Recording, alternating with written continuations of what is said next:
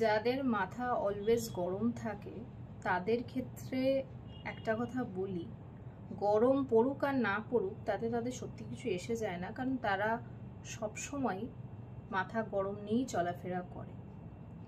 এবার যদি আপনি জিজ্ঞেস করেন কে এরকম কারা আছে, তো আমি নিজেকে দিয়েই বলবো আমার মাথা সবসময় গরম থাকে। তার সঙ্গে আলাদা করে গরম পড়া আর না পড়ার কোনো মিল নেই।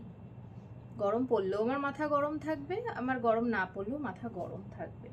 তো এই ধরনের মানুষদের বিষয়টা হলো যে চটিয়ে দেওয়াটা খুব সহজ ব্যাপার, মানে যে কোনো কারণে যে কোনো বিষয়ে তারা রেগে যেতে পারে এবং আপনি ভাবতেও পারবেন না কেন রেগে যাচ্ছে তারা। এবং এটা শুধু একটা মেয়ের সমস্যা না, এটা এরকম অনেক ছেলেরাও আছেন যারা একটু শর্ট টেম্পার্ড, আমরা যেটাকে মানে ইংলিশে বলি যে শর্ট টেম্পার্ড মেন্টালিটি।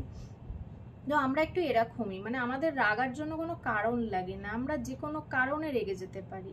আবার যদি কোনো কারণে আমাদের রাগ না হয় আমরা তাও রেগে যেতে পারি যে কেন রাগ হচ্ছে না।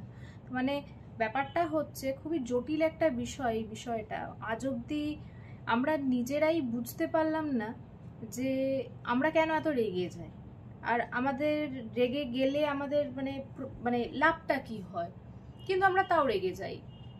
আর যখন সামনে থেকে কেউ জিজ্ঞেস করে যে কি হলো, রেগে যাচ্ছ কেন বা রেগে যাচ্ছিস কেন, তখন আমাদের কাছে কোনো উত্তর থাকে না।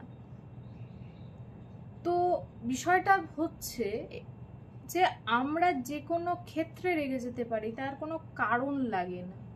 আর আমরা যে কেন রেগে যাচ্ছি এই প্রশ্নের উত্তরটা আমাদের কাছে নিজেদের কাছেই থাকে না, ক্লিয়ার নয় এখনো পর্যন্ত। তো আমরা সেখানে কি বলবো?